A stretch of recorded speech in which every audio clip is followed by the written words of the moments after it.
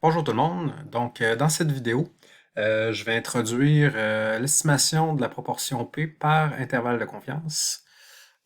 Ça ressemble beaucoup à ce qu'on faisait pour une moyenne. Donc, l'idée de base, c'est que vous avez votre population. Vous avez dans votre population une certaine proportion P d'une caractéristique. Ça pourrait être intention de vote ou couleur des yeux, etc. Et à partir d'un échantillon, dans lequel on a un certain P bar, ben, on veut essayer de tirer des conclusions sur le P de la population. Et donc, pour passer d'un échantillon à une population, ben, le lien qui nous permet de faire ça, c'est le théorème central-limite. Donc, c'est pour ça qu'il y a beaucoup de similitudes avec le théorème central-limite, c'est que ça se base exactement là-dessus pour faire l'estimation par intervalle de confiance.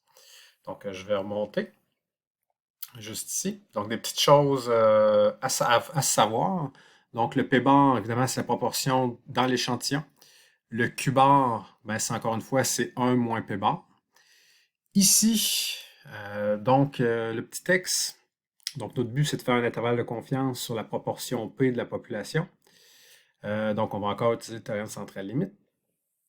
Ici, au niveau des conditions et des calculs, ce qu'on peut remarquer, c'est que comparativement au théorème central limite, on a du P bar et du Q bar au lieu du P et du Q. C'est normal, étant donné qu'on ne les possède pas. Okay? Évidemment, on ignore le P de la population parce qu'on essaie de l'estimer. Donc, on peut pas continuer à utiliser simplement le P et le Q. On va plutôt à la place utiliser les meilleures valeurs qu'on a à notre possession. Ça veut dire le P bar et le Q bar qui proviennent de l'échantillon. Sinon, un coup qu'on a compris ces petites nuances-là, ben, quand on regarde l'encadré, ce qu'on se rend compte finalement, c'est que on a grossièrement les trois mêmes conditions. Donc, un échantillon supérieur à 30, n fois p bar qui est plus grand que 5 et n fois q bar qui est plus grand égal à 5.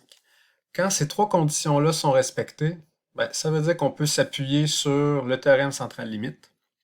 Et notre intervalle de confiance va être donné par cette formule-là.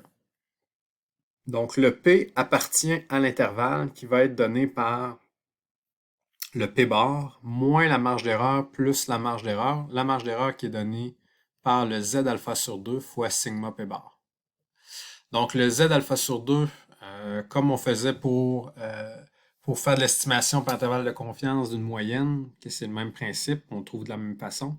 Et le sigma P bar, ben lui ici, vous avez encore une fois là, les mêmes formules où est-ce qu'on a tout simplement modifié les P et les Q par P bar, Q bar, avec les mêmes conditions. Et donc on va encore une fois séparer la construction d'intervalle de confiance en plusieurs étapes. Conditions, on va trouver le Z alpha sur 2, etc. Et on va pouvoir construire nos intervalles de confiance. Donc, c'est ce qui va être dans les deux prochaines vidéos, nos prochains exemples.